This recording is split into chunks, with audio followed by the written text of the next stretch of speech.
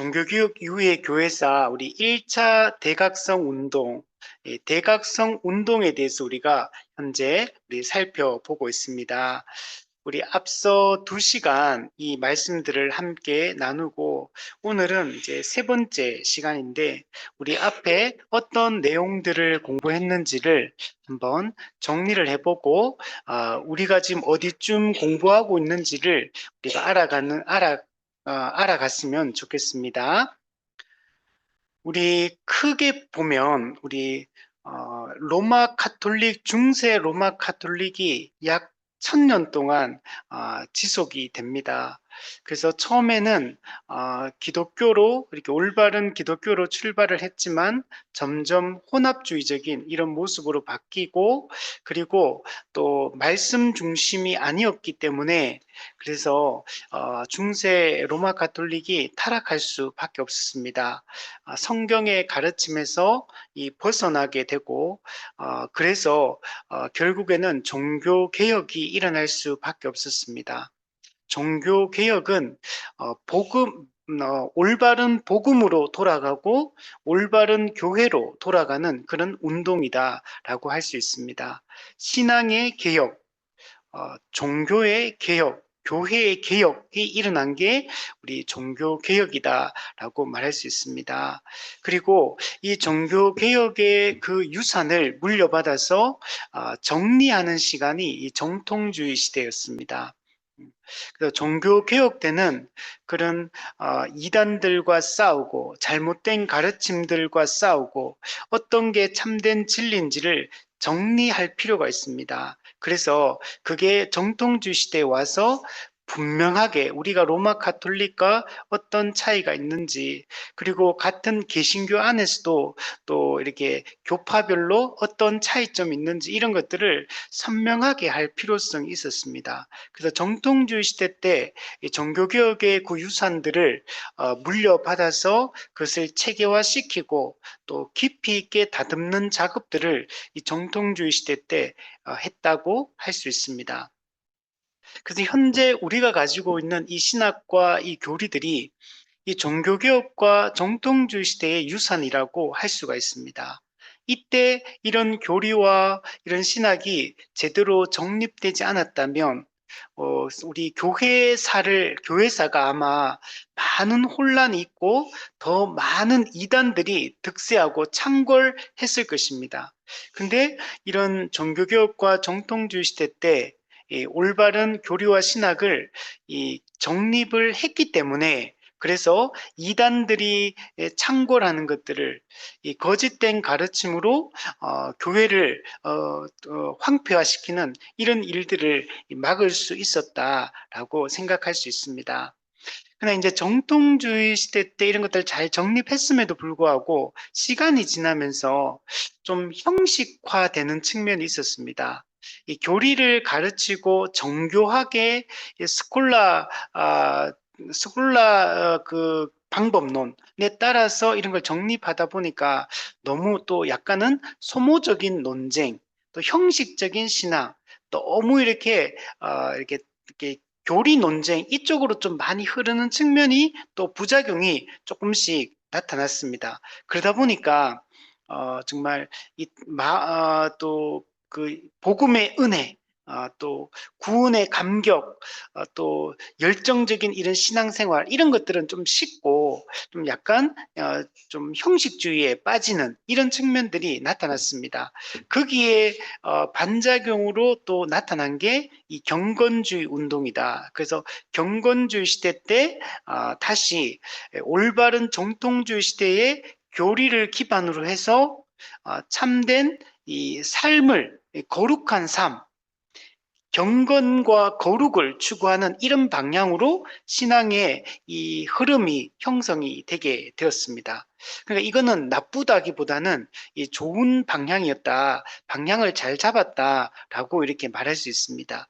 그러니까 이런 시대의 큰 흐름들을 우리가 살펴보면 어떤 사람에 의해서 특별한 어떤 몇몇 사람에 의해서 이런 흐름이 생긴 게 아니고 하나님의 은혜 가운데 이게 올바른 성숙한 신앙으로 올바른 교회로 세워지는 이 과정 중에 하나님께서 이 섭리 가운데 이끌어 오셨다라는 것들을 우리가 생각할 수가 있습니다.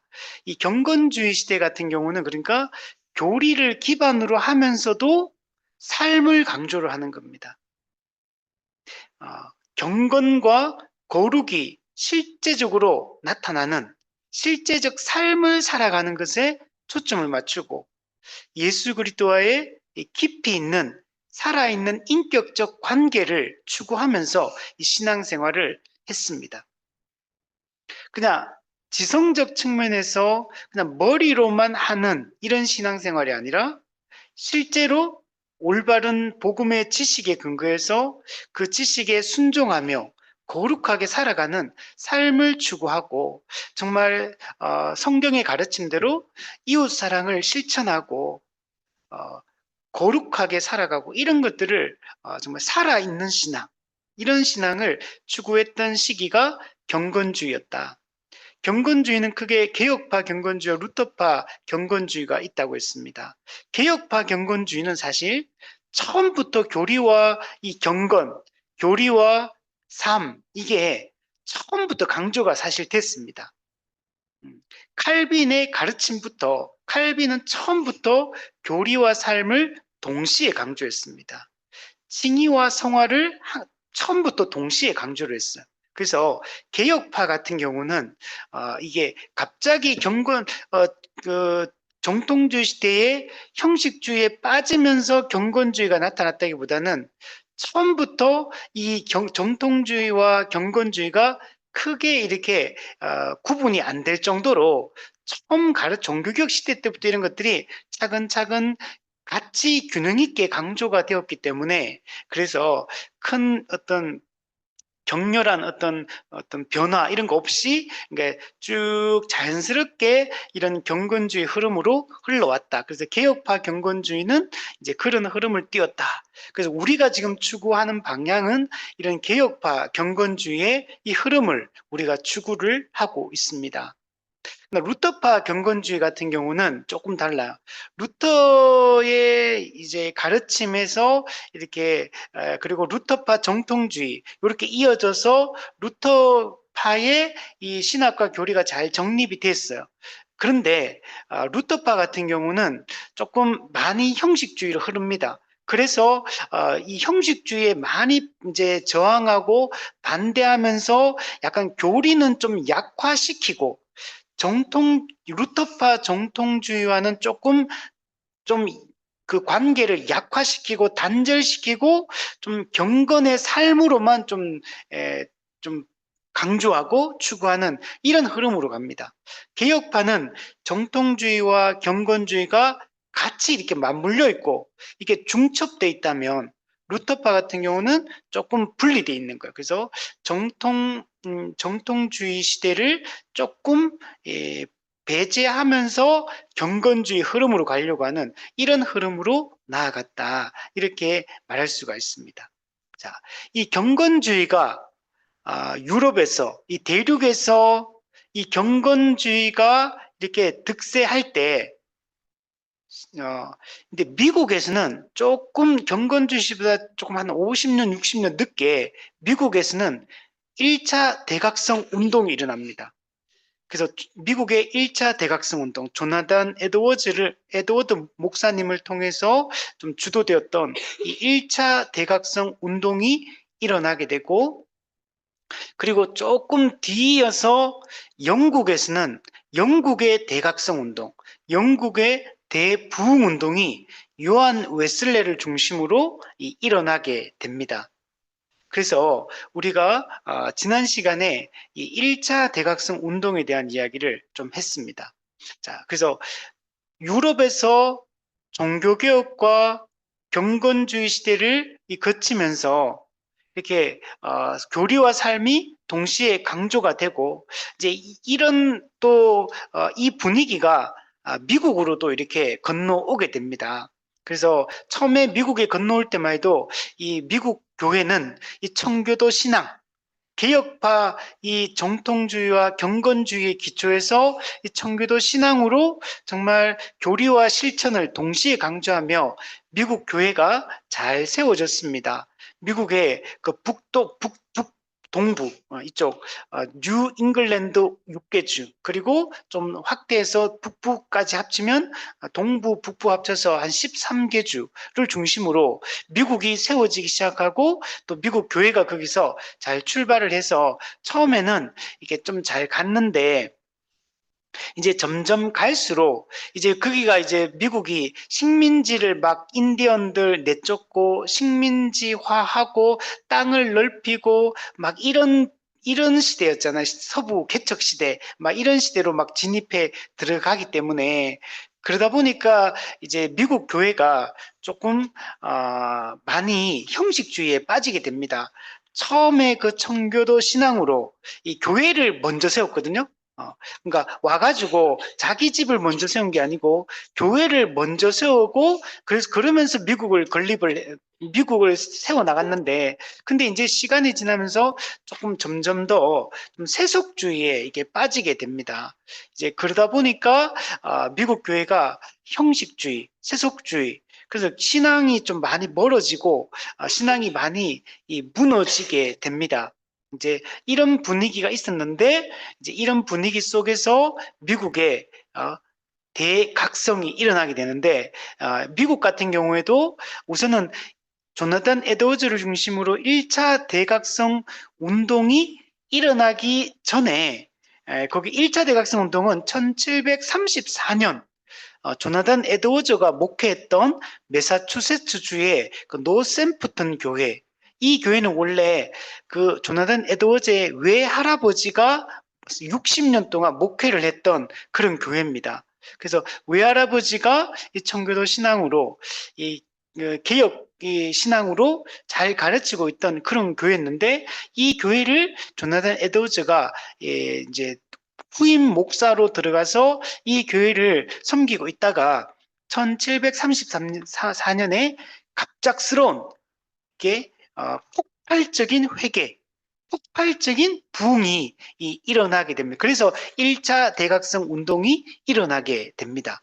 그런데 이 1차 대각성 운동이 일어나기 이전에 사실은 미국의 이 대각성 운동이 일어날 어떤 전조가 있었습니다. 그래서 이걸 초기 대각성 운동이 먼저 일어나요. 요거는 약 한 8년, 9년 전, 1726년에 거기 미국의 뉴저지, 요 매사추세츠, 뉴저지 이쪽이 다 가까운 지역들이 여기가 있는데 뉴저지에 여기는 네덜란드 개혁 교인들, 네덜란드에서 개혁 신앙을 따르던 사람들이 미국으로 건너와서 이들이 많이 정착한 곳이 이 미국의 뉴저지고, 이 미국 뉴저지의 네덜란드 개혁 교회가 여기서 교회를 잘 세워가고 있었습니다. 그래서 이 네덜란드 개혁 교회를 중심으로 그 형식적 신앙에 많이 이제 좀 빠져있던 미국, 세속주의가 막 점점 더 득세하고 사람들은 신앙생활을 잘하고 정말 하나님 앞에 거룩하게 살아가는 것보다 지금 이렇게 땅을 넓히고 여기서 정착하고 여기서 그 미국 그 식민지 가운데서 이제 자기들이 이제 이 땅에서 잘 되는 이런 방향으로 막 살고 있었거든요. 근데 이런 가운데 이 개혁교회를 중심으로 해서 개혁교회가 말씀도 잘 가르치고 이 정통 교리도 잘 가르치고 뿐만 아니라 어떤 이제까지는 좀 형식적인 신앙, 그들도 당시에는 교회를 다 다녔거든요. 태어나면 다 교인이었고 그렇지만 이들이 되게 형식적인 신앙을 가지고 있었는데 이제는 이 형식주의 신앙을 버리고 이제는 정말 체험적인 신앙, 마음이 감정적으로도 마음이 하나님의 은혜에 대한 감격과 이 뜨거운 마음, 열정적인 어떤 삶 이런 걸 추구하는 이런 방향으로 이제 교회를 이끌어 갑니다. 여기에 이제 중요한 인물이 프렐링 후이젠 목사, 이 사람이 또 중요한 역할을 여기서 하게 됩니다. 그래서 이 프렐링 후이젠 목사가 그 지역을 여러 곳을 돌아다니면서 순회 설교를 하는 겁니다. 막 다니면서 말 타고 다니면서 이렇게 설교를 하면서 사람들의 이 냉랭한 마음, 식어 있는 마음, 이 마음을 일깨우는 작업들을 하게 됩니다. 그래서 정말 이 강력한 설교를 통해서 사람들의 그 죄를 깨닫게 하고 회개하게 하고 정말 살아있는 열정적인 신앙으로 이렇게 바뀔 수 있도록 이렇게 그 역할들을 하게 됩니다. 그래서 그리고 또 뭐 이 사람의 또 그 영향을 받아가지고 같은 노예의 이 젊은 목사였던 이 길버트 테넌트, 이 사람이 또 이 프렐링 후이젠의 영향을 받아가지고 또 이 부흥 운동을 여기서 이제 또 주도해 나가게 됩니다. 이 길버트 테넌트, 이 사람도 유명한 그 당시 유명한 중요한 역할들을 많이 하게 되는데, 이 사람 아버지도 목사님입니다. 이 사람 아버지가 통나무 대학교를 만듭니다. 통나무 대학교. 이게 나중에 이 학교가 뉴저지 대학으로 바뀌게 되고, 이 뉴저지 대학이 나중에 프린스턴 대학교로 바뀝니다. 프린스턴 유명한 미국의 대학교거든요.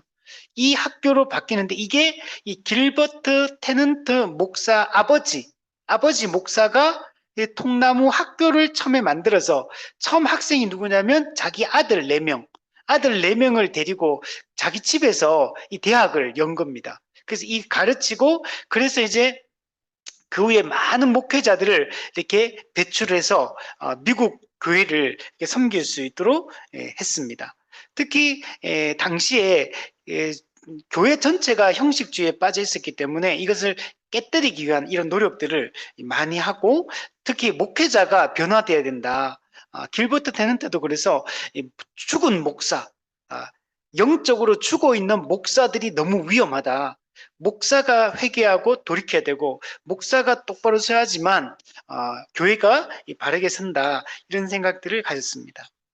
자, 이런 배경을 가지고 미국의 1차 대각성 운동이 일어나게 되고, 여기서 조나단 에드워즈가 노샘프턴 그 교회 담임 목사로 이렇게 활동을 할 때 놀라운 부흥의 역사가 일어나게 되고, 그래서 정말 냉랭하고 메마르고 영적으로 무감각하고 겉으로는 다 기독교인이라고 말하고 겉으로는 다 하나님을 믿고 교회를 사랑한다고 말하지만 실제적으로는 너무나 세속적인 삶을 살아가고 있던 그 사람들을 이제 깨우기 시작합니다. 그래서 조나단 에드워즈는 정말 강력한 설교들을 합니다. 근데 조나단 에드워즈는 설교 스타일은 되게 그냥 원고 읽듯이, 책 읽듯이 설교하는 이런 스타일이었대요. 그런데도 불구하고 책 읽듯이 원고를 쭉 읽어나가며 설교했는데도 사람들이 회개하고 변화되고 돌이키는 이런 역사가 일어났다고 합니다. 그러다가 조금 약해지고 나서 조지 휘필드, 영국의 이제 젊은 목회자인데 영국에서 사역하다가 미국으로 이렇게 초청을 받아 와서 미국에서 또 말 타고 다니면서 순회하면서 이게 전도를 하기 시작했습니다. 그래서 조나단 에드워즈를 통해서 한 3년 정도 1차 대각성도 막 불일 듯 일어나다가 다시 좀 식어요. 식었는데 다시 이것을 불 붙인 사람, 꺼져가는 불을 다시 붙인 사람이 바로 이 조지 휘필드입니다. 이 조지 휘필드는 나중에 영국의 대부흥 운동, 대각성 운동에서도 아주 중요한 역할들을 하게 됩니다. 그래서 조나단 에드워즈는 정말 참되게 회심하는 것에 강조점을 엄청 뒀어요. 당시에 그냥 형식적 신앙을 가진 사람들을 깨우기 위한 이런 노력들을 많이 이렇게 하게 되고, 그래서 정말 살아있는 그리스도와 교제하는, 그죠? 예수님을 진짜 인격적으로 만난, 그래서 마음이 감정적으로도 이렇게 뜨겁고 그 삶에서도 열매가 분명히 나타나는 이런 신앙을 추구하며 이렇게 하게 됩니다. 근데 사실 그 노샘프턴 교회 안에도 그런 사람도 있지만 그렇지 않은 사람들, 되게 형식적 신앙을 여전히 가지고 있는 사람도 많이 있었어요. 그래서 이런 것들을 막 강조하다가 결국에는 교회에서 쫓겨나게 됩니다. 그래서 쫓겨나게 되고, 그래서 조나 에드워즈가 인디안 선교를 하게 되고, 그래서 인디안 선교를 하는 동안에 정말 이렇게 제일 힘든, 경제적으로도 힘들고 사실 모든 게 힘든 시기였지만, 사실 그러나 또 이 시기에 조나 에드워즈가 좋은 책들을 많이 쓰게 됩니다. 그래서 그 책들이 그 이후에 많이 우리에게 이렇게 물려지게 되고, 특히 조나 에드워즈는 이 회심론, 이 참된 회심이 어떤 거냐, 참된 회심의 특징이 뭐냐, 이런 거에 대해서 이 회심론을 정립을 하게 되고, 또 참된 부흥, 이 부흥이란 도대체 뭐냐, 참된 부흥론이 뭔지를 이때 또 정립을 하게 됩니다. 현재 우리가 가지고 있는 이 회심론, 그리고 이 부흥론, 이런 것들이 이 당시에 이 조나단 에드워즈를 쓴 이 책들, 그리고 이 당시에 있었던 1차 대각성 운동 때 있었던 이런 것들이 오늘날까지 우리에게 이게 물려지고 있고, 우리는 이런 책들을 통해서, 이런 가르침을 통해서 올바른 회심과 또 부흥에 대해서 우리가 이해를 갖게 되었습니다. 대표적으로 그가 쓴 책 중에 중요한 책이 의지의 자유론. 의지의 자유론, 이거는 이제 알미니안주의와의 다툼 가운데 있었던 그 쓴 책이거든요. 이게 중요하고, 또 신앙 감정론, 이런 책들도 되게 중요합니다. 그리고 또 개인적으로 결심문, 70가지의 내가 하나님 앞에 어떻게 살아야 되느냐, 그 70가지 결심문을 이렇게 썼어요. 제가 요즘에 우리 그 유튜브에 이 결심문 짧은 쇼츠로 제가 하나씩 올리고 있는데, 여기 보면 하나님 앞에 거룩하게 살기 위해서 얼마나 발버둥 쳤는지, 이 조나단 에드워즈의 이 책들을 보면 진짜 하나님 앞에서 정말 바르게 살려고, 거룩하게 살려고, 그리스도인답게 살려고 엄청나게 고민해요. 엄청나게 고민해요. 심지어 여러분, 이런 거 있어요. 조나 에드워즈가 밥을 나 조금만 먹어야겠다. 밥을 왜 조금만 먹느냐? 밥을 많이 먹으면 잠이 오고, 밥을 많이 먹으면 소화시켜야 되기 때문에, 그래서 몸이 이제 에너지를 그쪽으로 쓰게 된다는 거예요. 그래서 조나 에드워즈는 이 시간을, 하나님 앞에 시간을 좀 알차게 써야 되는데, 시간 사용을 정말 조나 에드워즈가 아주 강조하거든요. 게으르게 사는 거, 이런 거 엄청 이제 얘기를 많이 해요. 그래서 밥도 조금만 먹어야 되는데, 그래서 빨리 소화시키고 빨리 자기가 해야 될 일을 할 수 있도록, 그걸 게으르게 살면 안 된다. 하나님 앞에 조금이라도 그런 게으르게 보내는 시간이 있어서는 안 된다. 정말 이렇게 합니다. 그래서 이런 것들을 70가지를 써요. 그래서 이걸 철저하게 이걸 지키려고 노력합니다. 그리고 이걸 가지고 또 일기를 씁니다. 일기는 뭐냐면 자기가 결심한 대로 살았는지 자신을 점검하기 위해서. 이 조나단 에드워즈는 하나님의 영광을 항상 최우선으로 했어요. 하나님의 모든 일은 하나님의 영광을 위해서 해야 된다, 이런 생각을 철저히 가졌어요. 그리고 조나단 에드워즈는 죽음에 대한 얘기를 많이 해요. 죽음을 준비하는 것에 대한 이 관심이 되게 많아요. 예를 들면 이런 거요. 사람들이 죽을 때 되면 이런 말 한다는 거. 내가 내 인생을 돌아보니까 후회되는 게 너무 많다. 내가 그때 왜 그렇게 했을까? 내가 왜 그때 그렇게 시간을 보내고 그런 선택을 하고, 그래서 후회되는 게 많다. 사람들이 죽을 때 되면 이런 얘기를 많이 한다는 거.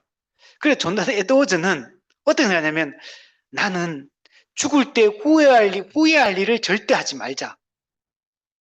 죽을 때 후회할 일을 절대 하지 않기 위해서, 그래서 오늘 하루하루를 하나님 앞에서 정말 알차게 바르게 살기 위한 노력하는, 이게 죽음을 준비하는 방법인 거예요, 이게.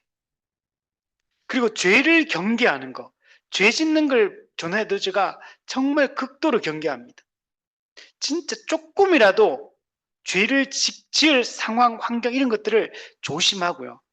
또 내 마음이, 하나님을 향하는 내 마음이 조금이라도 식고 의심이 생기가 이런 것들을 경계를 합니다. 이게 조나단 에드워즈의 일기입니다. 조나단 에드워즈는 이게 언제부터 썼냐면 이 결심문을 18세 때, 18세, 19세 이때, 19세 때부터 결심문을 쓰고 한 2년 정도. 그리고 일기도 사실 같이 써요. 같이 쓰면서 일기를 사실 평생을 씁니다. 근데 그 집중적으로 일기를 많이 그러니까 이 경건 훈련을 하기 위해서 일기를 집중적으로 쓴 기간이 그 아주 19세부터 22세까지 한 3년 정도 초반부에 정말 이때는 열심히 결심문도 썼고 일기도 정말 아주 집중적으로 쓰면서 거룩하게 살기 위한 노력을 하고 23세부터 33세까지 이때도 그때보단 좀 부족하지만 이때도 열심히 그래서 총 한 14년 정도 일기를 정말 쓰면서 경건하게 살기 위한 노력을 엄청나게 합니다. 근데 그거는 거기서 끝나는 것도 아니에요. 사실 조나단 에드워즈가 55세에 천연두 백신을 맞아요. 천연두 백신을 맞았는데 그 백신을 맞고 죽어요. 55세 갑자기. 그때가 인디안 선교 끝내고 돌아와가지고 그 뉴저지 대학, 프린스턴 대학교의 총장이 되고 이제는 마지막 이제 자기가 이제 인생 2막에 막 달려가려고 할 그 55세 총장 된 지 2개월 만에 천연두 백신을 맞고 죽어요. 우리 옛날에 코로나 백신 맞고 죽은 사람도 있었잖아요. 그처럼 천연두 백신 맞고 55세 칼빈도 50 몇 세거든요. 한 50세 초반부에 하나님의 부름을 받게 됩니다. 그래서 우리 지난 시간에 이 얘기 좀 했는데 제가 좀 못한 부분이 있어서 다시 한번 하는데 그 옆에 보면 60페이지 보면 결심문 이 세상에 완벽한 성도가 단 한 명 있다고 가정할 때 내가 그 사람이 되겠다. 완벽한 성도가 되기 위해 노력할 것이며 마치 그렇게 된 것처럼 행동할 것이다. 이게 결심문이에요. 이런 걸 70가지를 쓴 거예요. 70가지. 그리고 정말 이렇게 살려고 정말 애를 쓰고 하나님의 뜻에 순복하며 가장 거룩한 그리스도인이 되기 위해서 이렇게 힘썼던 게 이 조나단 에드워즈였다. 그래서 1차 대각성 이 운동을 통해서 당시에 세속주의로 흐르고 있고 형식주의로 흐르고 있던 미국 교회가 아주 열정적인 신앙 분위기로 바뀌게 됩니다. 그래서 열정적인 신앙 분위기 바뀌어요. 그래서 그리고 회심에 대한 관심이 엄청 높아지고 참된 어떤 열정적 신앙, 그리고 진실한 믿음, 거룩의 중요성, 또 내적인 영적 체험 이런 것들을 되게 강조하고 그래서 정말 살아있는 신앙이 되기 위한 이런 이게 놀라운 역사가 일어났던 게 1차 대각성 운동이에요. 그런데 조금 약점도 좀 있어요. 약점이 뭐냐면 신앙이 너무 개인주의적으로 흘렀어요. 너무 개인주의적으로 흐른 거는 조금 문제가 있어요. 사실 우리 교회론을 우리 공부해보면 알지만 교회는 그리스도 머리에 신 그리스도의 통치를 받는 그리스도의 몸으로서 우리는 각 지체는 그 그리스도의 몸의 한 부분이에요. 각 부분이고 우리는 서로 유기적으로 연결되어서 이런 교회적 존재로서 교회적 삶을 살아가는 한 몸 공동체, 한 가족 공동체, 이게 성경에서 말하는 교회거든요. 그래서 교회의 본질이 뭐냐면 성도의 교통, 성도의 교제인 거거든요. 그런데 이 1차 대각성 운동이 조금 그런 살아있는 신앙을 추구하는 게 나가면서 너무 개인주의적 신앙생활로 좀 흘러가게 되고 그리고 어떤 체험, 감정 이런 것들이 많이 강조되기 시작해요. 근데 이 체험이나 이 영적 체험이나 어떤 이 신앙 감정 이거는 좋은 겁니다. 나쁜 게 아니고. 그런데 이게 너무 감정주의로 흘러가 버려요. 너무 교리에 기반해서 이게 교회가 딱 견고하게 써야 되는데 말씀이 좀 약화되면서 체험과 감정 위주로 좀 흘러가는 측면이 있어요. 그래서 지금 우리 한국 교회가 이때까지 제가 이제 신앙생활을 하면서 느끼는 게 개인주의적 신앙생활이 우리가 강하거든요. 이런 게 여기서부터 이런 흐름이 흘러옵니다. 그리고 이게 나중에 2차 대각성 운동 때 찰스 피니가 이런 것들을 아주 강하게 만들어 버려요. 그래서 이 흐름이 지금까지도 우리한테 흘러와요. 그래서 우리가 어떤 살아있는 신앙, 경건한 신앙, 어떤 거룩한 삶을 살아간 이런 걸 강조한 거는 되게 좋고 한데 너무 그게 공동체가 좀 약화되어지고 이렇게 개인적 신앙 이런 걸로 좀 바뀐 부분은 우리가 조금 경계를 해야 될 부분입니다. 자, 그리고 이 미국에서 1차 대각성 운동이 일어나고 그리고 조금 뒤늦게 물론 영국도 그 이전부터 이 경건주의의 이 청교도의 영향, 경건주의의 영향을 받았기 때문에 어느 정도 좀 그런 분위기는 있었지만 아직 이게 막 일어나지는 않았거든요. 근데 이 영국도 이제 미국과 이제 비슷하게 이제 이런 부운동이 일어나게 됩니다. 그래서 오늘 이 부분들을 조금 더 한번 연결해서 한번 살펴볼게요. 영국의 대각성 운동. 보통은 이제 대각성이라는 표현을 쓸 때는 그냥 미국의 1차 대각성 운동, 2차 대각성 운동. 그러니까 큰 어떤 돌이킴이 있는 이런 역사. 이걸 이제 대각성이라고 하죠. 근데 이제 영적으로 깨어나는 이게 있는데 이게 보통 영국에서는 영국의 대부흥운동 이렇게 보통 많이 씁니다. 그래서 대각성 대부흥운동 뭐 의미적으로는 같은 의미입니다. 자, 어쨌든 영국의 대각성 운동이 일어나는데 요한 웨슬레 유명한 사람 이분이 그래서 나중에 이 요한 웨슬레를 중심으로 영국에서 감리교가 탄생하게 됩니다. 감리교. 예. 그죠? 이 감리교가 큰 흐름을 형성하거든요. 그래서 이 요한 웨슬레 그리고 그의 동생 찰스 웨슬레 그리고 당시 영국에서 또 같이 사역했던 조지 휘필드 이 세상 아까 조지 휘필드는 영국 사람인데 미국에 와서 미국에서 엄청 많은 이 영향을 끼치고 이 대각성 운동을 이어갔던 인물이라고 했잖아요. 길버트 테넌트와 조지 휘필드가 조나단 에드워즈 1차 대각성 운동을 이어서 또 미국에서 이 사역을 했거든요.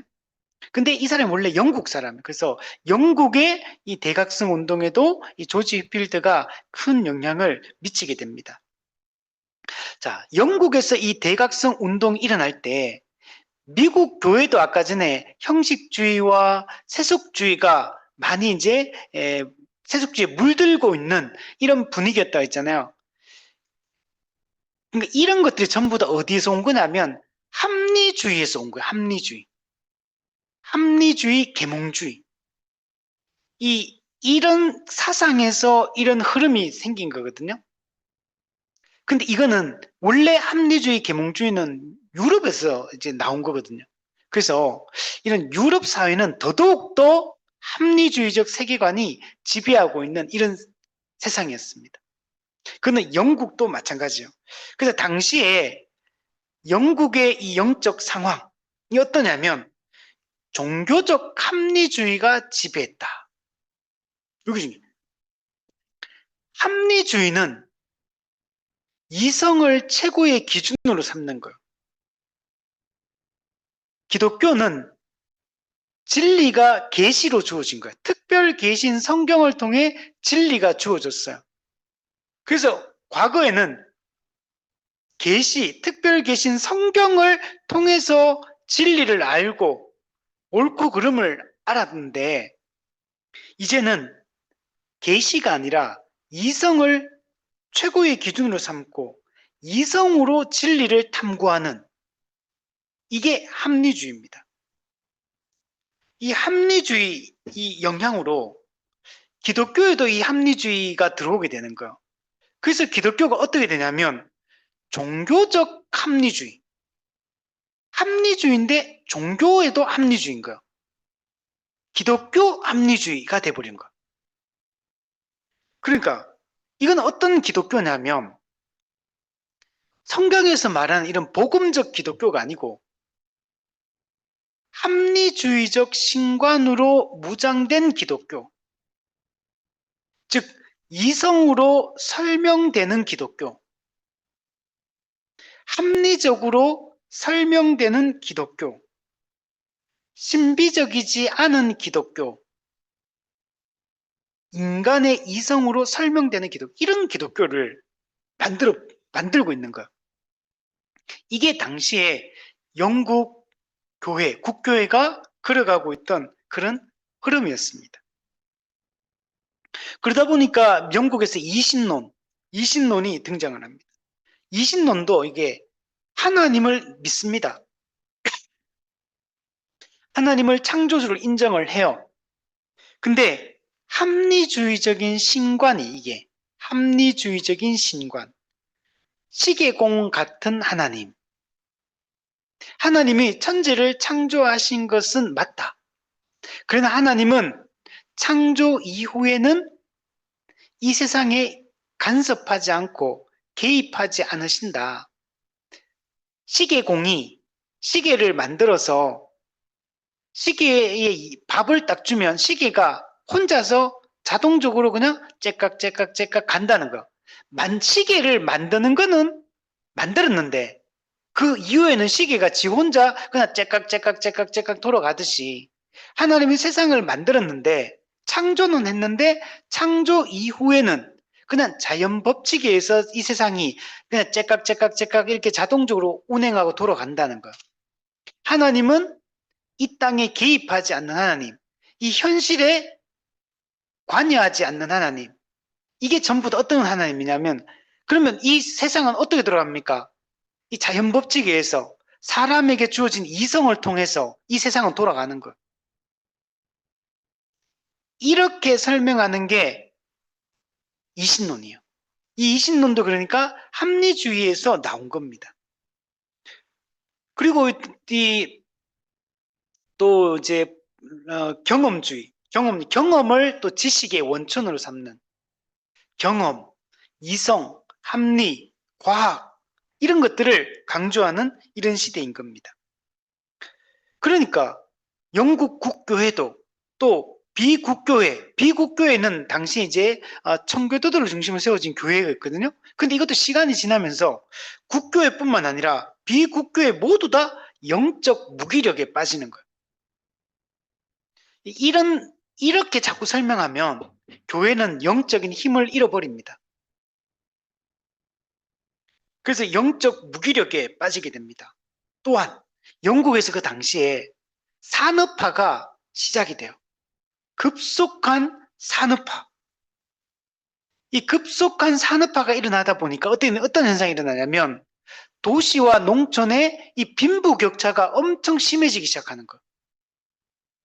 그래서 당시에 도시화되다 보니까 산업화되고 도시화되니까 사람들이 시골에서 도시로 전부 이동해 가는 거예요.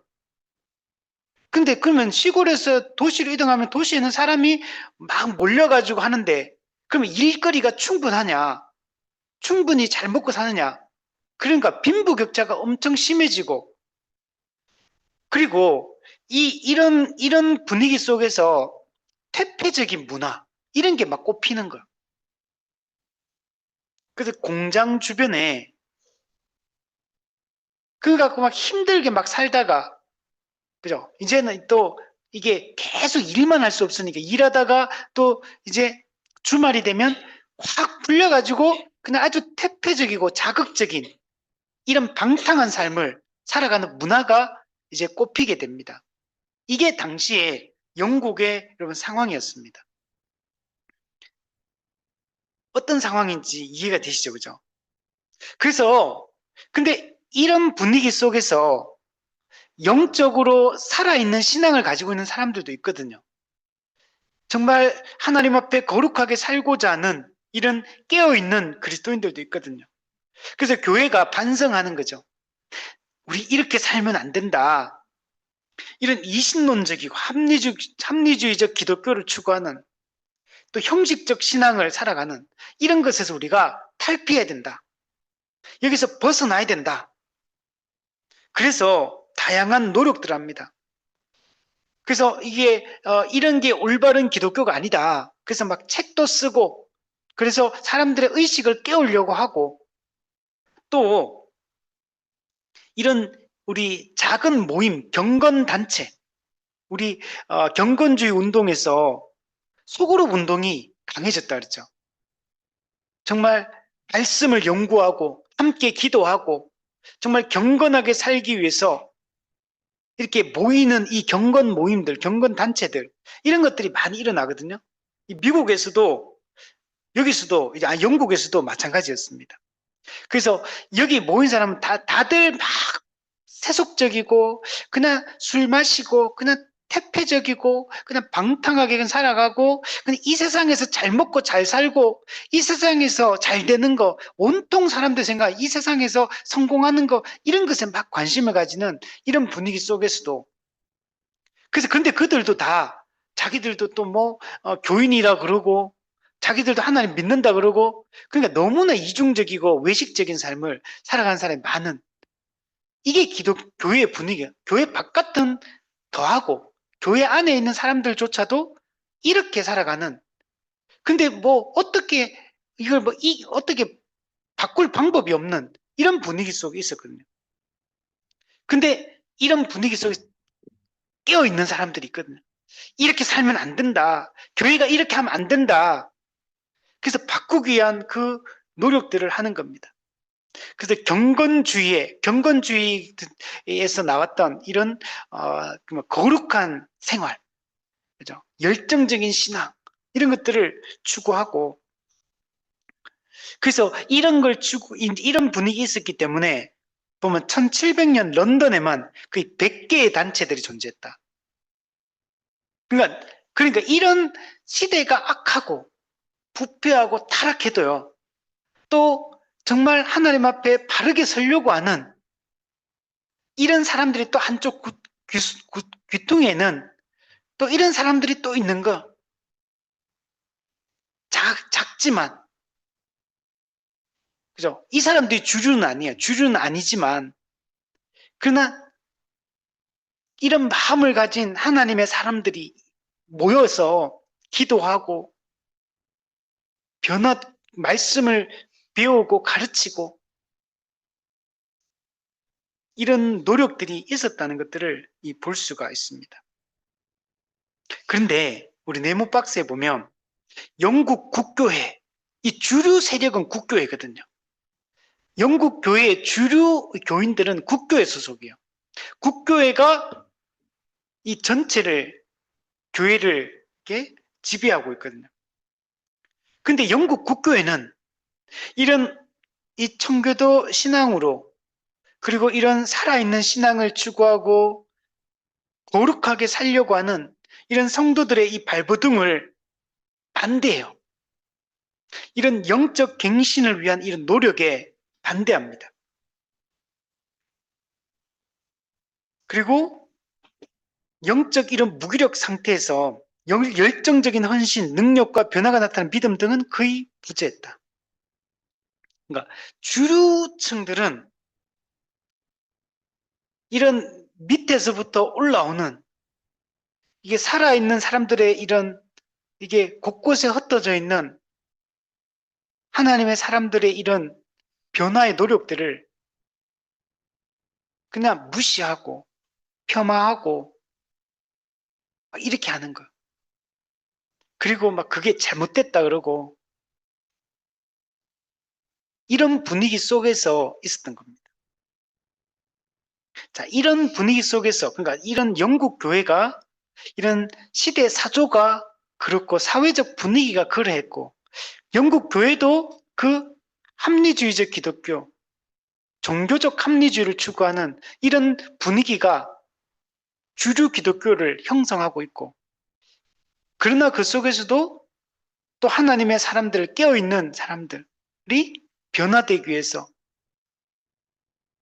기도하고 이렇게 노력하고 했던 걸 볼 수 있습니다.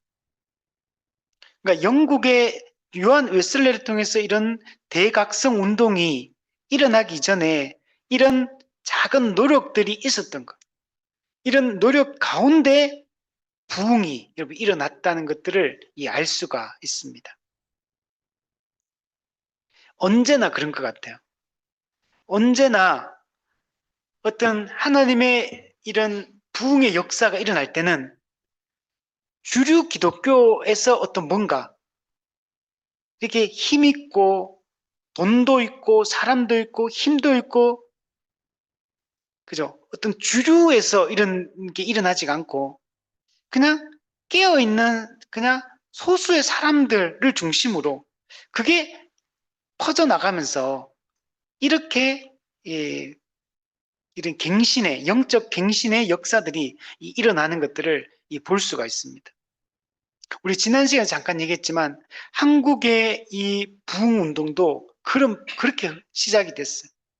소수의 사람들이 하나님 앞에 회개하면서 부흥이 시작이 됐어요.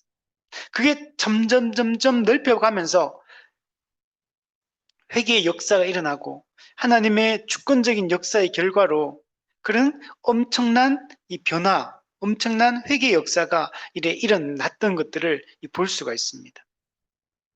우리 올해 그 중순쯤인가 그 미국의 그 에즈버리 대학교 저는 뭐 거기서 막 학생들이 찬양하고 기도하는 가운데 막 그 사람들이 막 모이기 시작하고 그게 막 며칠씩 이렇게 하면서 이렇게 기도 운동이 펼쳐 회개하고 막 그랬다 그랬잖아요.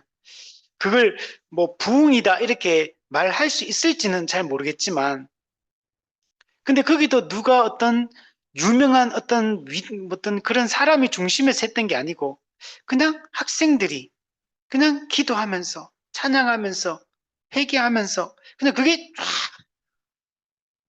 불붙어서 이렇게 많은 사람들이 그렇게 오랫동안 이렇게 모이고 여러분 그게 이런 이 당시에 있을 때 1차 대각성 운동이나 이런 영국의 이런 대각성 운동 이 정도는 아니죠. 이런 건 아니죠. 그냥 이제 한 두세, 2, 3주 정도 이렇게 지속되었던 보통 부흥 같은 경우는 이제 이런 미국도 영국도 또 옛날에 우리나라도 평양 대부흥 할 때도 원산 부흥부터 시작해가 쭉 해가지고 적어도 이게 몇 년씩 이게 지속이 좀 되거든요. 됐고 좀 약간 꺼지면 다시 좀 불 붙다가 또 꺼지고 이렇게 되는데 어쨌든 간에 그러나 뭐 2, 3주 이런 부흥의 역사라도 우리나라에서도 이런 거 있으면 좋겠다. 이런 생각이 저는 들더라고요. 그걸 막 이런 부흥이다 막 이렇게 말하기는 좀 그렇지만 근데 우리 뭐 우리나라에서 어느 뭐 고려대학교에서 학생들이 기도하기 시켰는데 막 다른 대학교 학교들도 막 몰려가지고 같이 기도하고 회개하고 이게 막 2주씩 3주씩 막 갔다 이런 거 있다면은 얼마나 좋겠습니까? 그죠? 한 일주일이라도 우리도 이런 거 일어난다면 얼마나 좋겠어요. 갑자기 대구에 있는 우리 교회들이 어느 교회에서 작은 교회에서 기도하기 시작했는데 회개가 있는데 옆에 교회 사람들도 막 회개하기 시작하고 대구 전체가 막 들썩거릴 정도로 일주일 동안 막 회개가 일어나고 막 했다. 여러분 그런 거라도 있으면 얼마나 좋겠어요.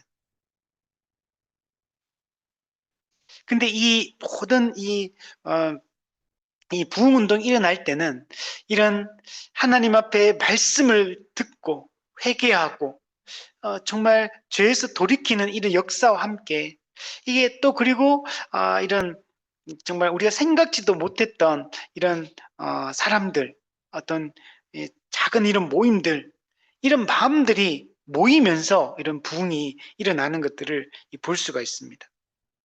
자 그리고 이번에 보면 대각성 운동의 전조 네.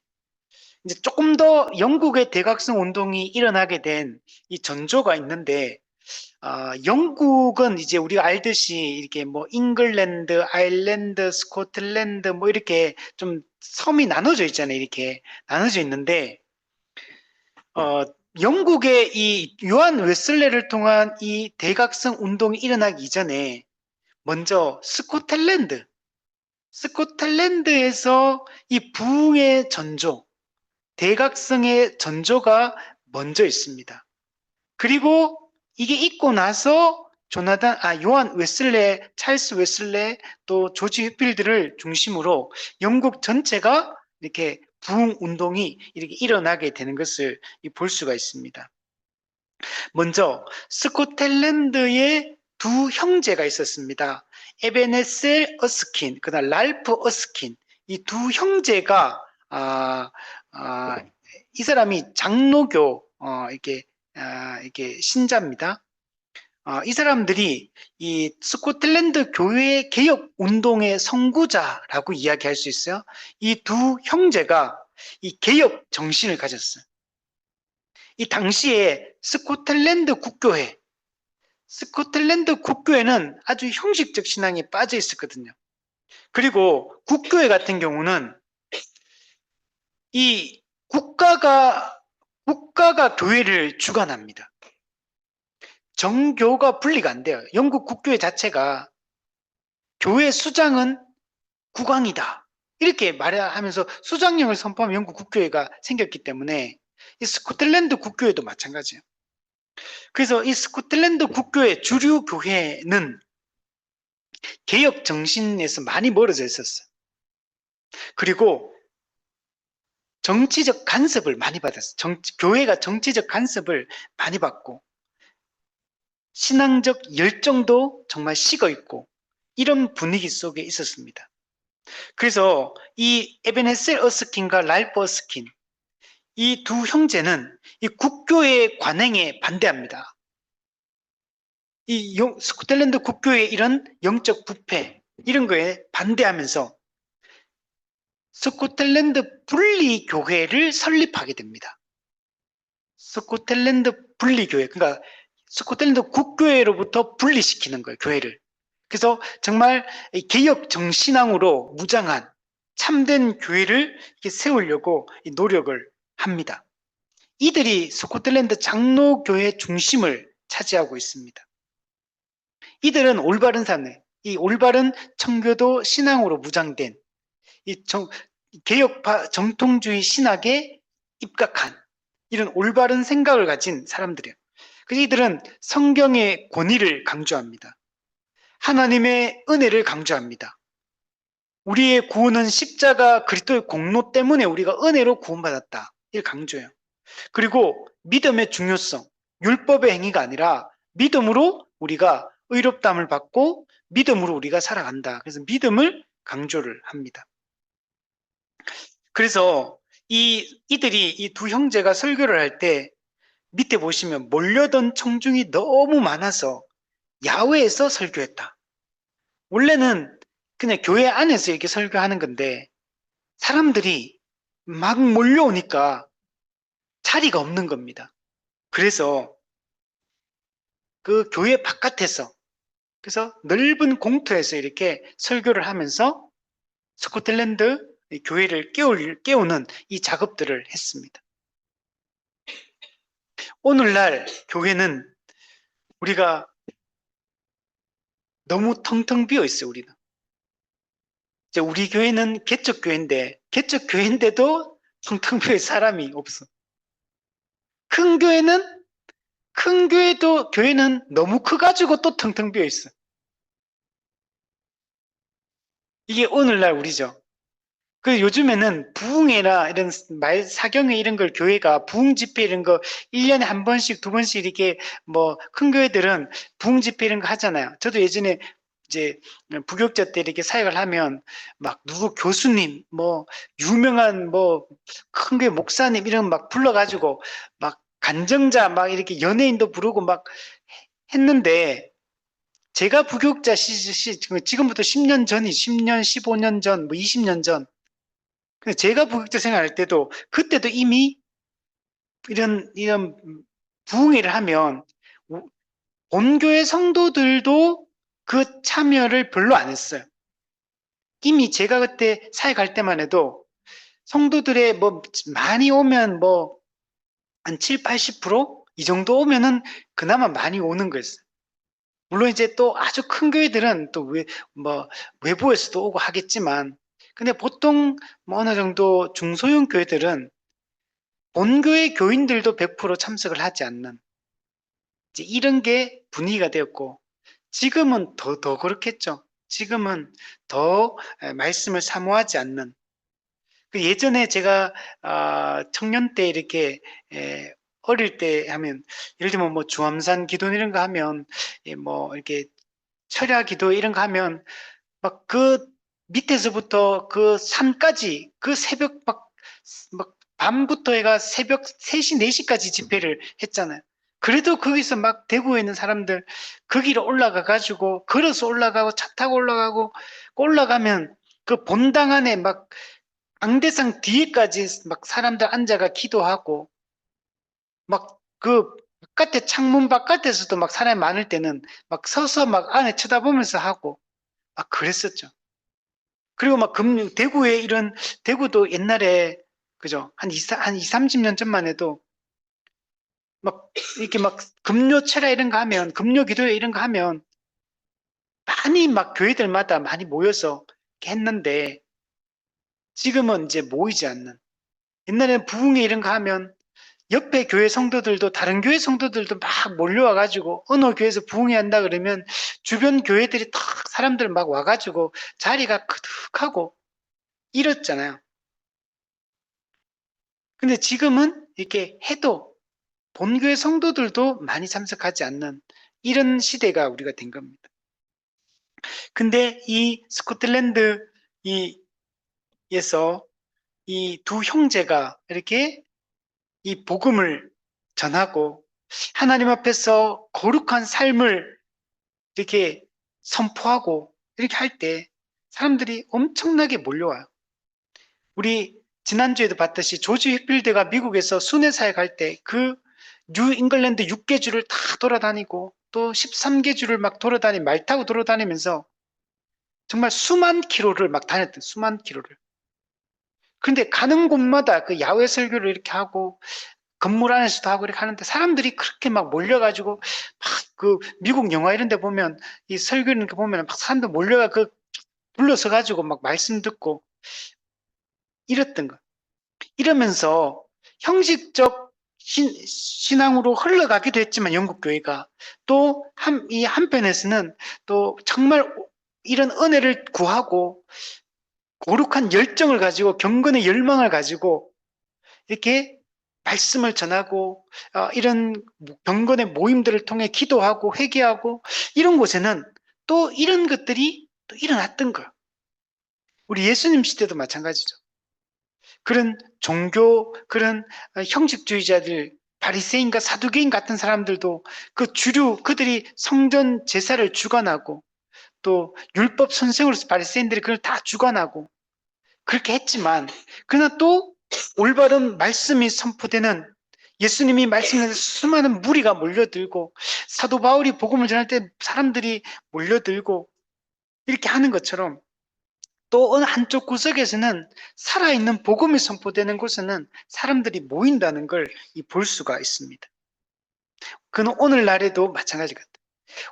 이 당시에 이 형식주의 신앙에 빠졌던 합리주의적 세계관으로 사람들이 점점 물들어가고 있던 이게 오늘 우리 시대도 마찬가지죠. 오늘은 이런 것들이 더 이제 심각하게 우리 뇌에 영향을 미치고 있는 이런 시대에 살고 있거든요. 그러나 오늘 이런 시대에도 우리가 이 당시처럼 말씀을 사모하고 하나님 앞에 거룩하게 살기 위해서 힘쓰고 회개하고 우리가 거룩을 추구하면 오늘 우리 시대도 동일한 이런 성령의 역사가 일어날 수 있다는 걸 우리가 믿어야 되는 거예요. 참된 복음이 선포되는 곳에는 거기는 그리스도인이 있는 겁니다. 칼빈이 얘기했던 복음이 선포되는 그곳에 그리스도인이 있다. 오늘도 마찬가지라고 생각이 듭니다. 자, 여기서 끝나는 게 아니고 스코틀랜드에는 또 밑에 보면 열정적인 대중 설교가 에트릭은 지역입니다. 에트릭의 토마스 보스턴 이 사람의 또 영향이 되게 큽니다.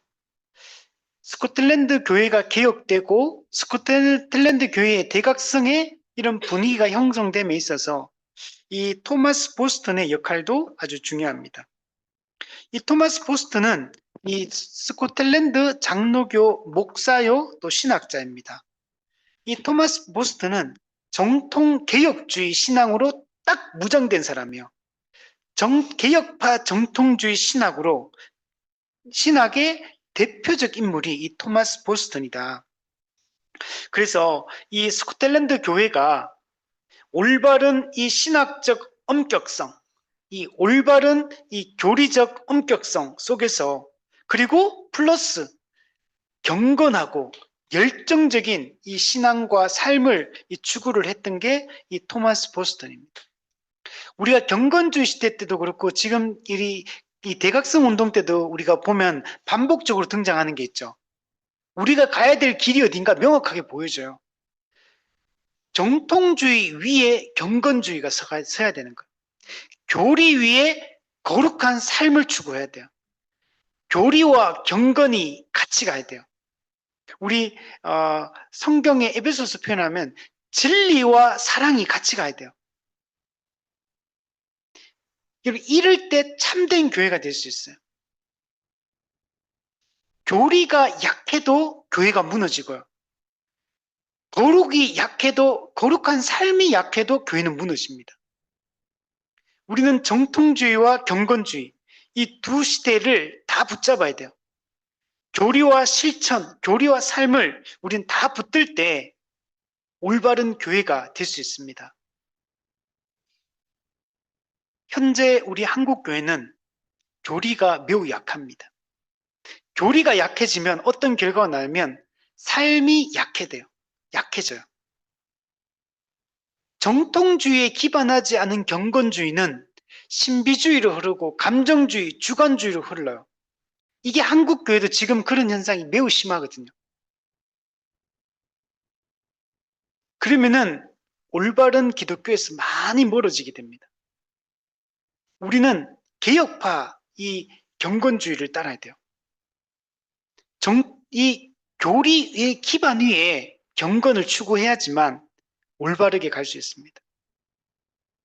여러분, 이게 데이비드 웰스가 쓴 책 중에 신학 실종, 윤리 실종, 진리 실종, 윤리 실종.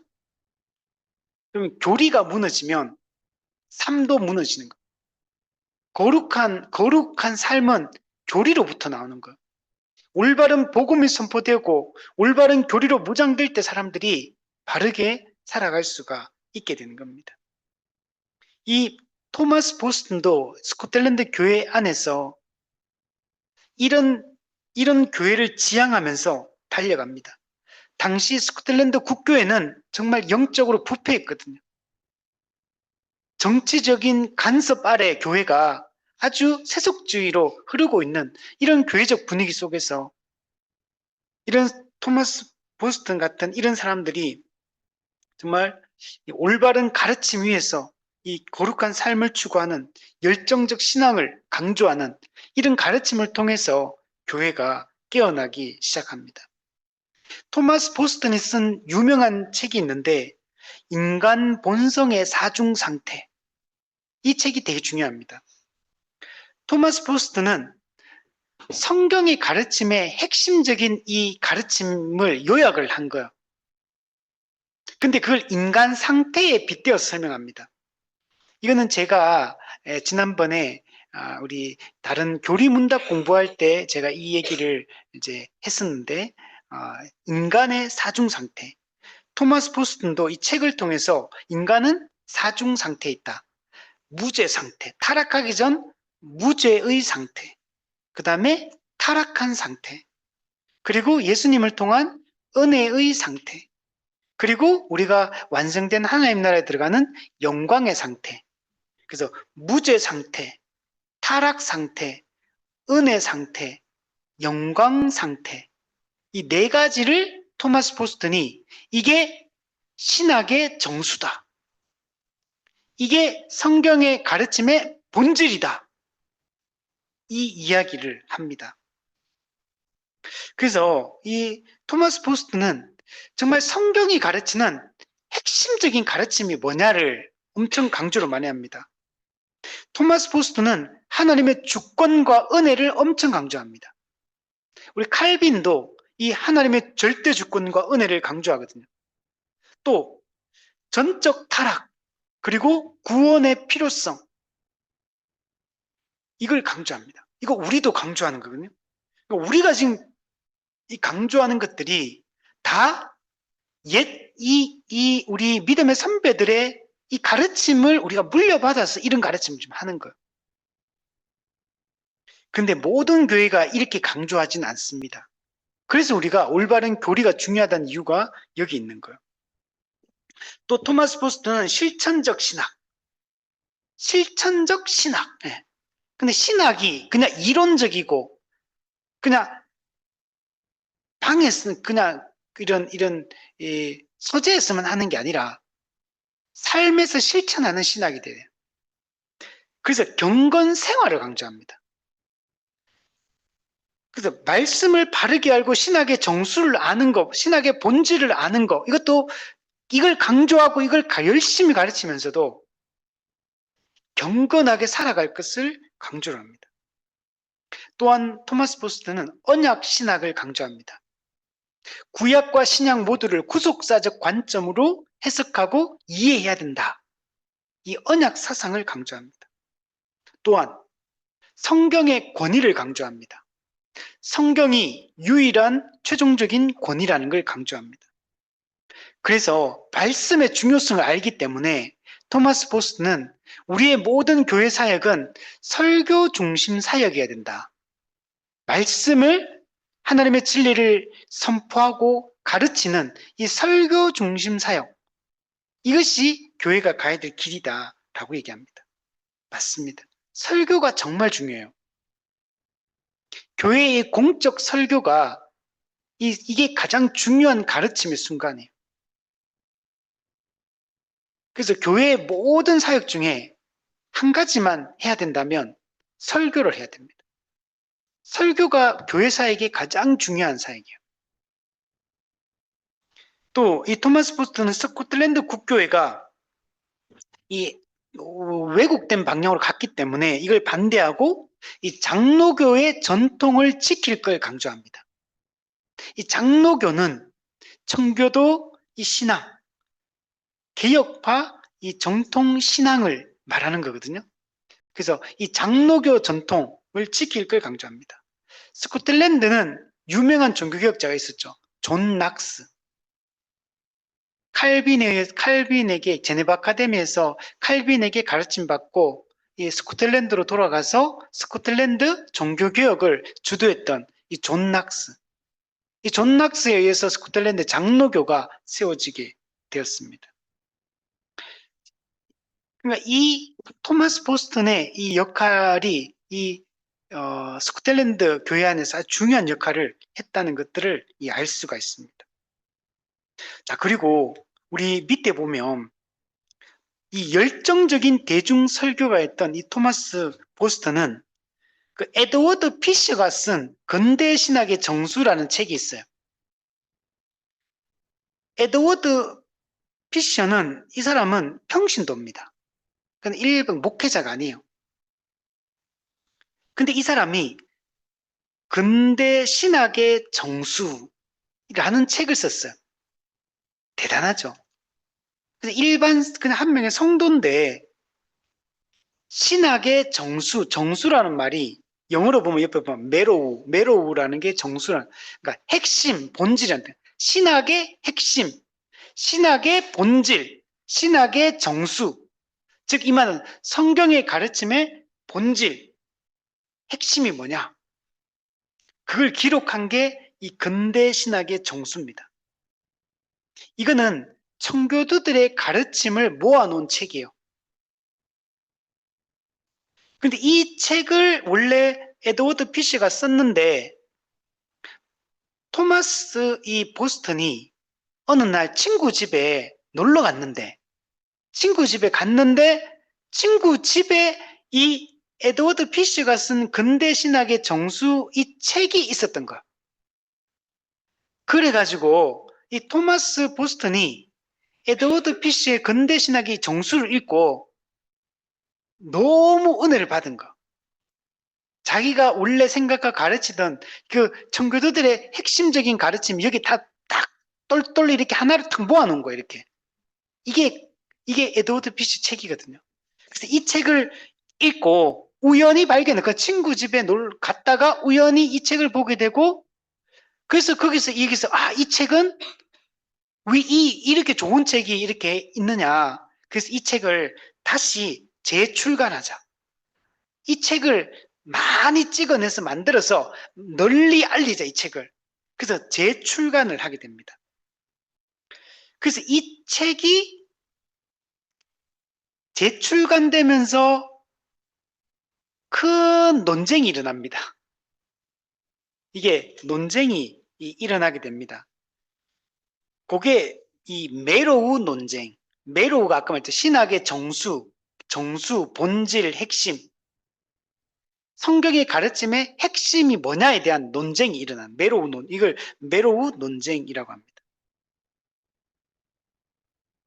이 근대 신학의 정수 토마스 보스턴에서 이게 재출간된 이 책을 우리 부흥과 개혁사, 우리나라 출판사 중에 부흥과 개혁사에서 이걸 토마스 보스턴과 함께 읽는 개혁 신학의 정수라고 해서 이게 현재 번역이 되어 있습니다. 여기에 이 책을 또 읽어보면 좋을 것 같아요. 그래서 이 책이 재출간되면서 논쟁이 일어났는데, 이 메로 논쟁은 어떤 핵심이 뭐냐면 율법과 복음의 관계에 대한 얘기예요. 율법과 복음의 관계, 또 은혜와 행위의 관계, 율법과 복음의 관계, 은혜와 행위의 관계, 이게 균형이 있어야 된다. 올바르게 이해해야 된다. 이게 이 메로 논쟁의 핵심입니다. 이 책이 이런 내용들을 담고 있는 겁니다. 그래서 신학의 본질, 복음의 본질은 하나님의 은혜다라는 걸 강조합니다. 하나님의 은혜를 강조합니다. 이 메로 논쟁에 쉽게 간단하게 설명하면 이런 거예요. 우리가 구원을 받는데 구원은 은혜에 전적으로 의존하느냐, 아니면 구원은 은혜 플러스 인간의 순종과 행위가 뒤따라야 되느냐. 은혜로 구원받는 거 맞는데 인간의 순종과 행위가 일정 부분 필요한가? 이 논쟁이요. 그러니까 이게 율법과 복음, 은혜와 행위의 관계에 대한 얘기를 하고 있는 겁니다. 그래서 이 메로 논쟁이 일어나면서, 그래서 이 스코틀랜드 국교회 같은 경우는 총회파에서는 여기서 인간의 순종, 이건 인간의 의지에 의한 순종입니다. 인간의 의지에 의하여 우리가 순종을 해야 된다. 이제 이런 걸 강조하고, 이 메로파, 그러니까 이제 보스턴파죠. 보스턴의 이 가르침을 따르는 이쪽에서는 구원은 전적인 은혜다. 이제 이걸 강조를 합니다. 근데 이 논쟁이 있고 나서, 근데 이게 스코틀랜드 장로교 내에서도 오히려 또 좋은 또 효과가 있어요. 어떤 효과가 있냐면 복음의 본질이 뭔가에 대해서 고민하게 되고, 그리고 율법의 역할은 뭐냐? 율법의 역할은 뭐냐? 여기에 대해서 올바른 신학을 스코틀랜드 장로교가 정리하게 되는 이 계기가 됩니다. 은혜로 구원을 받는다는 말이 율법이 안 중요하다는 얘기하는 게 아니에요. 그리고 은혜로 구원받는다는 말이 우리 행함이 필요 없다, 성화가 필요 없다라는 말을 하는 게 아니거든요. 그래서 이런 올바른 율법의 역할, 올바른 복음의 본질에 대한 이해, 은혜와 행위의 관계성, 이런 것들을 정립하게 되는 이 계기가 되게 됩니다. 그 네모 박스 안에 보면 이 메로 논쟁에 대해서 이렇게 적어놨죠. 이 근대 신학의 정수의 제출관과 그로 인해 일어난 18세기 초 스코틀랜드의 논쟁이다. 그래서 이 메로맨, 메로 정수맨, 이렇게 불렸습니다. 여기에 대해서 신학자 싱클레어 퍼거슨이 메로 논쟁을 한마디로 잘 정리를 했어요. 싱클레어 퍼거슨이 이렇게 온전한 그리스도라는 책에서 이 메로 논쟁을 어떻게 한마디로 본질적으로 설명하냐면 율법 폐기론과 신율법주의를 이겨내는 예수 십자가 복음, 즉 율법 폐기론도 잘못되었고 신율법주의도 잘못되었다.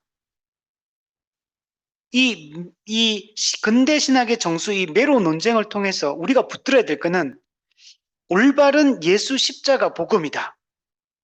예수 십자가 복음을 붙든다는 얘기는 복음의 본질이 뭔지를 정확하게 알고 율법의 역할도 올바르게 이해하는 걸 얘기해요. 지금 율법 폐기론이나 신율법주의는 율법의 역할을, 율법의 용도를 올바르게 이해를 못한 거예요. 근데 여기는 더 본질적으로 들어가면 율법 폐기론이나 신율법주의, 이게 메로 논쟁의 핵심적인 내용들인데, 근데 이거는 사실 둘 다 하나님의 사랑을 오해했기 때문에 나온 주장들이에요. 하나님의 사랑이 뭔지 성경적으로 올바르게 이해하지 못했기 때문에 율법 폐기론을 주장하든지 신율법주의를 주장을 하는 겁니다. 그래서 싱클레어 퍼거슨은 사실 율법 폐기론과 신율법주의는 두 개가 반대되는 개념이에요. 두 개는 정반대의 얘기거든요. 근데 이 두 가지는 사실은 서로 이란성 쌍둥이와 같다. 이렇게 싱클레어 퍼거슨이 얘기를 합니다. 서로 반대되는 개념이면 쌍둥이일 수가 없거든요. 그런데 두 개가 전혀 정반대의 얘기를 하고 있는데, 근데 이 이란성 쌍둥이 같다. 왜? 둘 다 하나님의 사랑을 오해했기 때문에 이런 주장을 하기 때문에 그렇다는 거예요. 그래서 우리는 율법 폐기론도 아니고 신율법주의도 아니다. 우리는 올바른 예수 십자가 복음, 이 십자가 복음을 통해 드러난 하나님의 사랑에 대한, 하나님의 그 성품에 대한 올바른 이해를 갖는 것이 중요하다라고 얘기하는 거예요. 율법 폐기론은 이제 율법 무용론이라고 되어 있어요. 율법은 필요 없다. 신율법주의는 아니다. 율법을 지켜야지만 의롭다함 받는다. 이제 이렇게 주장하는 거예요. 근데 우리는 그게 아니죠. 우리는 내가 율법을 지켜서 구원받는 거 아니에요. 그러나 그렇다고 해서 그러면 율법이 필요 없는 거냐? 그것도 아니에요. 율법은 하나님이 우리를 사랑하기 때문에 주신 하나님의 법입니다. 여러분, 율법을 지키는 것은, 신자가 율법을 지키는 것은 불행한 게 아니에요. 신자가 율법을 지키는 것은 우리의 기쁨이요, 성도에게는 행복한 일이에요. 우리는 이 하나님의 사랑과 이 거룩을 올바르게 이해하는 것이 중요합니다. 그러면 조금 더 설명해 보면 율법 폐기론과 신율법주의를 조금만 더 우리가 한번 이해해 볼 필요가 있는데, 율법 폐기론은 뭐냐면 구원받은 신자는 율법을 지키지 않아도 된다. 이렇게 생각하는 거. 이미 우리가 하나님의 은혜로 우리가 구원을 받았다는 거야.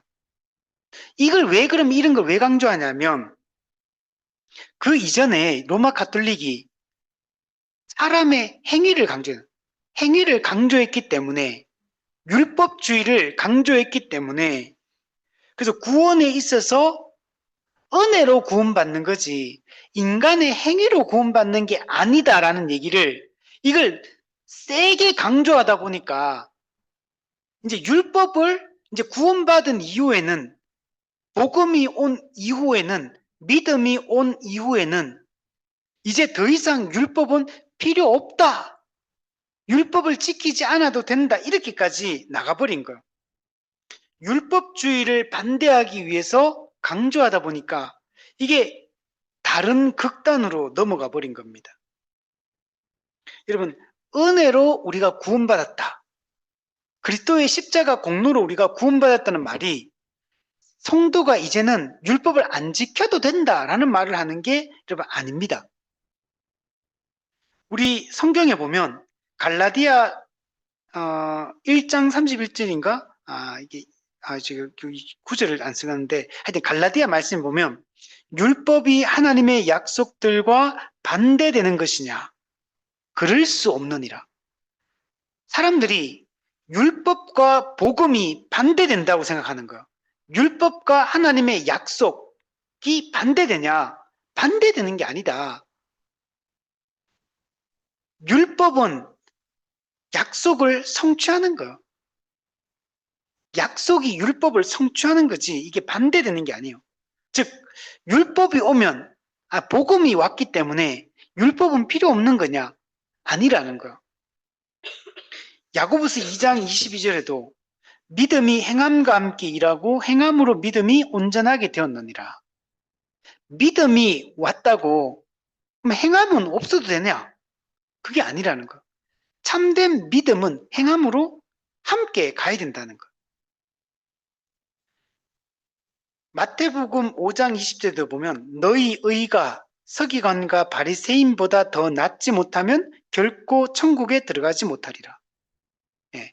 서기관과 바리새인은 누구보다도 율법을 지키려고 노력했던 사람들이고요. 그런데 이 서기관과 바리새인이 율법을 지키려고 노력했던 그 의보다 우리의 의가 더 낫지 못하면 결코 천국에 못 들어간다. 왜? 이 말은 뭘 의미하냐면 우리는 우리의 의로 의롭다함을 받는 게 아니라 그리스도의 의를 전가받아 의롭다함을 받아요. 그리스도의 십자가 공로를 믿음으로 우리가 의롭다함을 받아요. 그러면 그리스도의 의로 의롭다함을 받은 성도는 어떻게 살아가느냐? 그때부터 하나님의 뜻대로 살기 위해서 율법을 더 잘 지키며 살아가는 거. 그래서 율법이 폐기되는 것이 아니라는 걸 분명히 보여줍니다. 자, 이게 율법 폐기론이에요. 근데 여기에 율법 폐기론과 반대되는 게 뭐냐면 신율법주의요. 율법주의인데 새로운 율법주의를 얘기하는 겁니다. 이 신율법주의는 어떤 거냐면 구원에 있어서 사람의 행위가 반드시 필요하다. 우리 앞에는 은혜를 너무 극단적으로 강조를 했던 거고 여기는 율법의 행위, 사람의 행위가 필요하다 이렇게 보는 거예요. 이건 어떤 논리냐면 예수님을 생각해봐라. 예수님은 우리를 위해서 죽으심으로 본을 보여주셨다. 예수님이 본을 보여주셨는데 우리도 예수님의 본을 따라 우리도 순종해야 된다. 예수님의 그 십자가 공로, 그 사역은 우리에게 일종의 본이라는 거, 모범이라는 거. 우리는 예수님의 십자가 공로가 우리에게 전가되어서 우리가 의롭다함을 받는다. 이렇게 말하는데 여기는 그리스도가 본을 보여주셨다. 우리도 그 본을 따라야 된다. 우리도 여기서 뭐 해야 되냐? 순종해야 된다. 그럼 여기서 참된 믿음은 반드시 순종으로 나타나야 된다. 근데 이게 이 순종은 뭐냐면 우리가 하는 거, 사람의 의지가 우리가 순종하면 그때 뭐가 되냐? 의롭다함을 받는다. 이렇게 말합니다. 믿음은 순종과 함께 나타나야 된다. 그러니까 우리는 그게 아니잖아요. 믿으면 구원받는다 이건데 예수 믿으면 그리스도의 공로로 우리는 구원받는다. 그러니까 얘기는 우리가 믿으면 반드시 예수님의 본을 보여주는 것처럼 우리도 순종해서 그 순종을 하면 어떻게 되냐? 의롭다함을 받는다. 이게 신율법주의라는 거예요. 그러니까 믿음으로 즉각적으로 칭의가 이루어지는 게 우리 원래 올바른 가르침인데 여기는 그게 아니고 우리의 사람의 행위로 우리가 그 증거를 나타내면 그러면 의롭다함을 받는다는 거예요. 그래서 신율법주의라고 얘기하는 거예요. 그래서 이 매로 논쟁은 율법과 복음, 은혜와 행위, 이것의 이 올바른 관계성을 말하는 거고, 근데 이는 잘못된 양극단으로 가는 율법 폐기론과 신율법주의, 이런 방향이 아니라 우리는 십자가 복음의 올바른 방향을 가져야 된다. 우리는 예수 그리스도 우리를 위해 모든 일을 성취하셨고 우리가 그것을 믿기만 하면, 믿으면 의롭다, 이신칭이 의롭다함을 받아요. 그러면 우리가 이미 의롭다함을 받았기 때문에 율법을 지키며 거룩하게 살아가서 성화가 되고 행함이 나타나고 이런 거지. 우리가 그런 순종, 행함, 그걸 해서 그것을 근거로 의롭다함을 받으려고 하는 게 아니라는 거예요. 그래서 우리가 이제 이런 논쟁들이 있었고, 그래서 이런 논쟁을 통해서 이런 올바른 이 복음에 대한 본질에 대한 이해, 율법의 역할에 대한 올바른 이해를 스코틀랜드 교회가 갖게 되었다라고 말할 수 있는 겁니다. 자, 그러니까 이런 영국의 대각성 운동이 일어나기 전에 이런 스코틀랜드에서 이런 대각성 운동이 일어날 이 전조들이 나타나기 시작했다는 거예요. 그러니까 이 내용들이 딴 게 아니라 이 올바른 이 신학의 정수를 가르치고 올바른 교리를 가르치고 그 교리에 따라 거룩하게 살아갈 것을 강조하는, 이게 스코틀랜드 교회에서 이렇게 일어났고, 이것이 영국의 대각성 운동이 일어날 수 있는 주요한 배경이 좀 되는 겁니다. 그래서 이걸 기반으로 해서 영국에 대한 3명의 위대한 지도자가 등장하게 돼요. 본격적인 영국의 대각성 운동이 전개가 되는 겁니다. 요한 웨슬레, 찰스 웨슬레, 조지 휘필드, 이렇게 이 가르침들이 흘러가게 됩니다. 그래서 요한 웨슬레, 찰스, 조지 휘필드는 이 토마스 보스턴이 가르쳤던 거, 그리고 스코틀랜드 두 형제가 가르쳤던 거, 그러니까 이런 것들과 동일한 맥락 속에 있는 겁니다. 그래서 올바른 교리 위에 올바른 실천과 살아있는 신앙, 열정적인 신앙, 체험과 올바른 신앙 감정을 갖고 마음의 뜨거움을 가지고 열정을 가지고 신앙생활하는 살아있는 신앙, 인격적인 그리스도의 만남이 있는 살아있는 신앙, 이런 것들을 추구해 나갔고, 이때 성령의 강권적인 역사로, 하나님의 주권적인 강력한 역사로 회개가 일어나고 사람들이 변화되고 이런 일들이 일어나게 된 겁니다. 그러니까 사람 때문에 부흥이 일어나는 건 아니에요. 그렇지만 이런 사람의 말씀으로 돌이키고 회개하고 하나님 앞에 거룩하게 살고자 하는 이런 분위기 속에서 성령이 강권적으로 역사하셔서 엄청난 이 변화의 역사를 일으켰다라는 것들을 볼 수 있어요. 이런 게 역사 속에서 우리 가운데 이게 나타난 겁니다. 영국의 이런 대각성 운동은 이제 요한 웨슬레를 중심으로 일어나고, 나중에 1900년 초반에 오면 영국의 웨일즈 부흥 운동이 일어납니다. 그게 인도 부흥 운동, 아프리카 부흥 운동, 그게 한국의 이 평양 대부흥 운동, 이렇게 쭉쭉 이어집니다. 하나님 오늘날에도 우리에게 이런 역사가 우리가 있기를 우리는 갈구하고 꿈꾸고, 우리 그렇게 되기 위해서 우리는 지금 말씀으로 돌아가고 회개하고 정말 거룩하게 살기 위해서 우리가 힘쓰고 우리가 그 은혜를 사모하는 이런 마음으로 살아갈 때 성령의 주권적인 역사 가운데 우리에게도 부흥을 허락하실 겁니다. 우리가 그것을 꿈꾸고 기도하고, 혹 그런 이때와 같은 이런 대각성 운동이 오늘날 일어나지 않는다 하더라도 우리가 말씀으로 돌이키고 경건하게 살고자 했을 때 우리 개개인들의 이 변화와 부흥이 있어. 또 우리가 속한 지역 교회의 부흥과 변화는 있는 겁니다. 우리 대구교회 전체, 한국교회 전체, 세계교회 전체 이런 거는 아니라 할지라도 오늘 우리 나 한 사람부터 우리 교회부터 이런 부흥의 역사를 경험할 수 있도록 우리가 말씀을 붙들었으면 좋겠습니다.